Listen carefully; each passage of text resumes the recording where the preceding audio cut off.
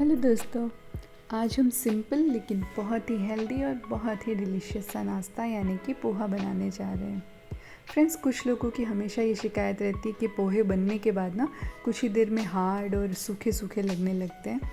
तो कुछ बातें मैं आपको आज बताऊंगी जिससे आपके पोहे बनेंगे बिल्कुल सॉफ्ट, खिले खिले और एकदम लाजवाब। तो चलिए देखते पहले हमें क्या करना है। सबसे पहले यहाँ पे मैंने 1 कप पोहा ले लिया है, ठीक है। अब उसे 2-3 बार अच्छे से हम पानी से वॉश कर लेंगे और फिर ना कुछ 2-3 मिनट के लिए उसे साफ़ पानी में हम भिगो देंगे। ये स्टेप करना बहुत ही ज़रूरी है। कुछ लोग क्या करते हैं, सिर्फ पोहे वॉश कर लेते हैं और पानी निकाल देते हैं। ऐसा नहीं करना है। वॉश करने के बाद 2-3 मिनट मैंने इसे भिगोया और फिर पानी इसका निकाल दिया। अब एक कढ़ाई में मैंने 3 चम्मच जितना तेल गरम किया और उसमें मूंगफली सेक लेंगे या आप इसे डीप फ्राई करके भी रख सकते हैं। और फिर साथ में मैं डाल रही हूँ 1 चम्मच राई और 1 चम्मच जीरा। इन तीनों को अच्छे से सौटे कर लेंगे हम और साथ ही ऐड कर लेंगे कुछ कड़ी पत्ते। फ्लेवर के लिए कड़ी पत्ते इसमें बहुत ही बढ़िया लगते हैं, तो ये ज़रूर डालिए आप। और फिर मैंने इसे एक आलू लिया है और उसे पतला काट के इसमें डाल दिया है।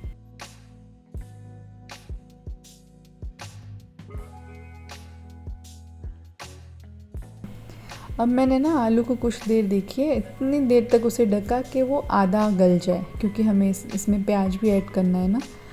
तो आधा गल जाए तब हम इसमें 1 प्याज और 1 हरी मिर्च बारीक कट करके डालेंगे। अब यहाँ पे दूसरी बात ध्यान रखने वाली है कि इस मसाला यानी कि जो आलू और ऑनियन है ना, उसके लिए नमक हम अभी ऐड कर लेंगे। थोड़ा सा नमक ऐड कर देंगे जिससे कि प्याज जल्दी गल जाएगा और अच्छे से आलू और प्याज में फ्लेवर भी आ जाएगा, ठीक है। अब प्याज पक जाए और आलू भी अच्छे से गल जाए और उसके बाद मैं इसमें ऐड कर रही हूँ जो हमने पोहे भिगो के रखे थे वो।